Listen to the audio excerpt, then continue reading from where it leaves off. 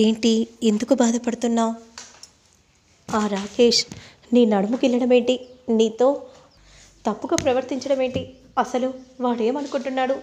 వాడిని కొట్టబోతుంటే అన్నయ్య ఆపాడు కాబట్టి సరిపోయింది. లేదంటే వాడిని ఈరోజు నా చేతులు అయిపోయేవాడు. నిన్ను వాడు హేళన చేస్తాడా? అసలు వాడు ఏమనుకుంటున్నాడు? ఛీ, నువ్వలా ఉంటే ఎలా చెప్పు? అయినా ఆ రాకేష్ గొడవ చేయాలనే ఇదంతా చేస్తున్నాడని శంకర్ గారు చెప్పారు కదా. ఎన్ని చెప్పినా సరే నీ జోలికి వస్తే నేను ఎవరిని వదిలిపెట్టను. ఎందుకంటే నేను నిన్ను నా ప్రాణం కంటే ఎక్కువగా ప్రేమిస్తున్నాను కాబట్టి అనే విధంగా అనగానే ఇక శ్రావణి ఒక్కసారిగా షాకింగ్గా అలానే చూస్తూ ఉండిపోతుంది. ఏంటి పెద్దోడా? అవును శ్రావణి, నేను నేను నిన్ను తప్ప మరెవరిని ముట్టుకోను. ఎందుకంటే నిన్ను చూడగానే మొదటి లుక్లోనే నువ్వు నా భార్యవి అని నేను నిర్ణయించుకున్నాను అని అనగానే ఇక శ్రావణి అలానే చూస్తూ ఉంటుంది. మరి నా గురించి నీ ఒపీనియన్ ఏంటి చెప్పు శ్రావణి అని అంటూ ఉంటే, ఇప్పుడు అవన్నీ ఎందుకో లేదు శ్రావణి, నాకు నీ మనసులో ఉన్న మాట తెలుసుకోవాలని ఉంది. నేను నచ్చలేదంటే ఇక నీకెప్పుడు నీ కళ్ళ ముందు కనబడను, వెళ్ళిపోతాను. ఈ ఇంటికి నీకు దూరంగా వెళ్ళిపోతాను శ్రావణి. ఎందుకంటే ఈ ఇంట్లో నిన్ను చూస్తూ ఇక్కడ ఈ విధంగా ఉండలేను. అందుకే నీతో జీవితం పంచుకోవాలని అనుకుంటున్నాను. నువ్వు ఓకే అంటే నేను మా అన్నయ్యను ఒప్పించి నిన్ను నేను పెళ్లి చేసుకోవడానికి సిద్ధంగా ఉన్నాను. చెప్పు శ్రావణి అని అనగానే ఒక్కసారిగా శ్రావణి షాకింగ్గా చూస్తూ ఉంటుంది. ఇక ఏం మాట్లాడాలో అర్థం కాక కంగారుగా చూస్తూ ఉంటే, ఏంటి శ్రావణి ఇంకా ఏం ఆలోచిస్తున్నావు? నువ్వు నన్ను ప్రేమిస్తున్నావా లేదా? ప్రేమించకపోతే ప్రేమించట్లేదని చెప్పు శ్రావణి. మనసులో లేని ప్రేమ ఇక నాకు వద్దు శ్రావణి అని ఈ విధంగా అనగానే, పెద్దోడా, నేను నిన్ను నాకంటే ఎక్కువగా ఇష్టపడుతున్నాను. నీ కేరింగ్ అంటే నాకు చాలా ఇష్టం. నా ప్రేమ గురించి నీకు ఎన్నోసార్లు చెప్పాలని అనుకున్నాను, కానీ చెప్తే మళ్ళీ ఈ ప్రేమ నేను పొందుతానో లేదో అని నా మనసులోనే ప్రేమను దాచుకున్నాను పెద్దోడా. అందుకే వాడలా తప్పుగా ప్రవర్తిస్తే ముందుగా నీతో నా బాధని పంచుకున్నానే తప్ప మరెవరితో పంచుకోలేదు. అక్కడే నువ్వు అర్థం చేసుకోవాలి పెద్దోడా అని అనగానే, శ్రావణి అని అంటూ వెంటనే శ్రావణిని గట్టిగా హత్తుకుంటాడు. చాలా బాధపడిపోతూ ఉంటాడు. ఇక అప్పుడే ఇద్దరు కూడా వింటారు. చిన్నోడు సంధ్య ఇద్దరు క్లాప్స్ కొడుతూ వస్తారు. ఎంత నంగనాచిదానివే, పెద్దోడిని ప్రేమిస్తున్నా కూడా బయటపడకుండా బాగానే యాక్ట్ చేసావు. మరి నీలాగా బయటపడితే ఎలా? రాబోతున్న ప్రాబ్లమ్స్ని మళ్ళీ నేను నీలాగా ఫేస్ చేయలేను కదా, అందుకే నా మనసులోనే ఉంచుకున్నాను అని అనగానే ఇక నలుగురు నవ్వుకుంటూ ఉంటారు. ఇక మరోవైపు మాత్రం వెంటనే షాపింగ్ మాల్కి తీసుకెళ్తుంది. ఈ షాపింగ్ మాల్లో చీరలు చాలా బాగుంటాయి, ఇక్కడ ఆపండి అనే విధంగా అనగానే యాద్గిరి కార్ని ఆపుతాడు. ఏంటి గుడ్లప్పకిచ్చి అట్లా చూస్తున్నావు? షాపింగ్ మాల్ వచ్చేసింది, ఇక త్వరగా నువ్వు దిగితే షాపింగ్ మాల్కి వెళ్ళాలి అనే విధంగా చెప్పగానే అప్పుడు వెంటనే తెలుసు, నేను కూడా ఒక 10 జతలు తీసుకుందామని మీతో పాటు వచ్చాను. ఏంటి 10 జతల? ఇంకా 20 జతలు వద్దా ఏంటి? ఖర్చు పెట్టేది మీరు, తీసుకునేది నేను. ఖర్చు పెడుతున్నాం మేము అని ఎవరు చెప్పారు? ఆల్రెడీ శంకర్ గారు గౌరీ గారు పోస్టు నుండి దిగిపోయారు. అయితే ఏంటి, ఇంట్లో వర్క్ చేస్తూ ఇంట్లోనే ఉన్నారు కదా, మరి నాకు ఇవ్వాల్సింది ఇవ్వాలి కదా.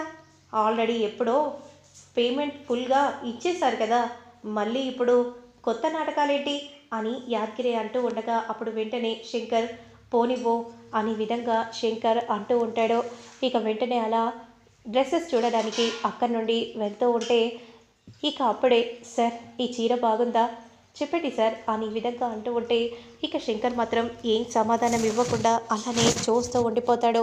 ఏమైంది సార్ అలా చూస్తున్నారేంటి అని ఈ విధంగా అనగానే, చెప్పండి ఈ చీర బాగుందా అని విధంగా అనగానే వెంటనే, ఇవేవి నాకు అంతగా నచ్చట్లేదు కదా. నాకు కూడా శంకర్ గారు, నాకు కూడా ఇవేవి నచ్చట్లేదు. ఇదిగోండి ఈ చీర చూడండి, రాజనందిని శారీ అనే విధంగా అంటూ చీరను చూపించగానే ఎంతో అందంగా మెరిసిపోతున్న చీరను చూసి చాలా సంతోషపడిపోతూ ఉంటుంది. సార్, ఈ చీర చాలా బాగుంది సార్. అవును, చాలా బాగుంది.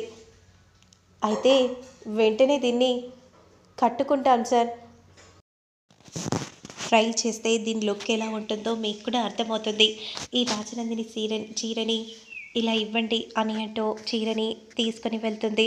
అప్పుడు వెంటనే చీరను ఎంతో అందంగా కట్టుకుంటుంది. సార్ అనే విధంగా అంటూ అలా నడుచుకుంటూ రాగానే వెంటనే శంకర్ చూసి ఒక్కసారిగా షాక్ అయిపోతాడు.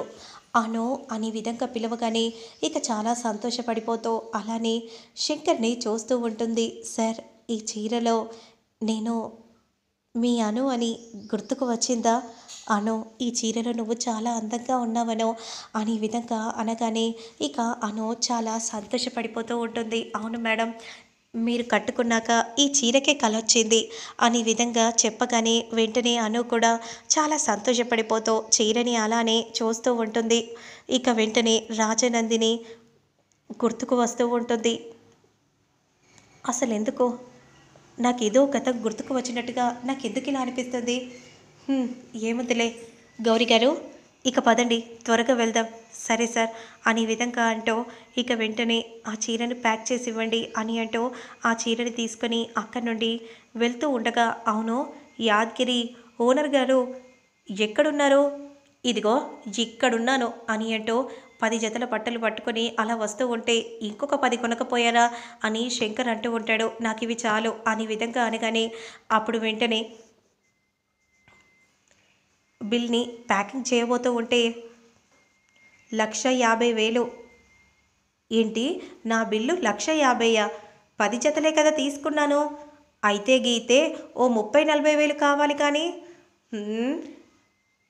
నీ పాకెట్లో బంగారుది చైన్ కూడా ఉంది, దానికి కూడా బిల్లు వేశాను. ఏంటి, అక్కడ చైన్ కనబడింది, నేను పాకెట్లో వేసుకున్నాను. కెమెరాలో రికార్డ్ అవుతుంది కదా సార్, అది ఎవరో చేంజ్ చేసుకునేటప్పుడు అక్కడ పెట్టుంటారు. మీరు అలా తీసుకొని పాకెట్లో వేసుకుంటే ఆ బిల్ మీకు పడుతుంది. వాళ్ళు వచ్చి అడిగినప్పుడు మీరు పే చేసిన అమౌంట్ వాళ్ళకి వెళ్ళిపోతుంది. అయితే ఈ చైన్ నాకు అక్కర్లేదు, మీరే తీసుకోండి. ఈ బట్టల బిల్ ఎంతైందో చెప్పండి.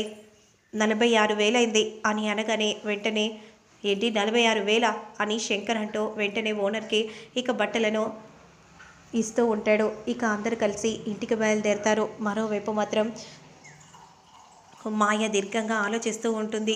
ఇంకొద్దిసేపట్లో ఆర్య అను అందరూ వస్తారు. నన్ను పెళ్లి కూతురుగా తయారు చేస్తారు. ఏం చేయాలి? ఈ పెళ్ళి జరగకూడదు. ఈ పెళ్ళి జరిగితే నేను వర్ధన్ కోడల్ని అవుతాను. అసలు అన్నయ్య ఎందుకో ఈ పెళ్ళిని ఎందుకు అంగీకరించాడు? అన్నయ్యతో నేను ముందు మాట్లాడాలి అని అంటూ వెంటనే రాకేష్ దగ్గరికి మాయ వెళ్తుంది. అన్నయ్య, ఏంటమ్మా ఈ పెళ్ళికి నువ్వు ఎందుకు ఒప్పుకున్నావన్నయ్య? నాకేం అర్థం కావట్లేదు. వర్ధన్ కుటుంబ కోడల్ని నేను అవుతానన్నయ్య. అమ్మా, ఈ పెళ్ళి జరగదు. జరగని పెళ్ళి గురించి నువ్వెందుకు అంత భయపడుతున్నావో అర్థం కావట్లేదు. ఏంటన్నయ్య, నేను అన్నీ సెట్ చేశాను, నువ్వు కంగారు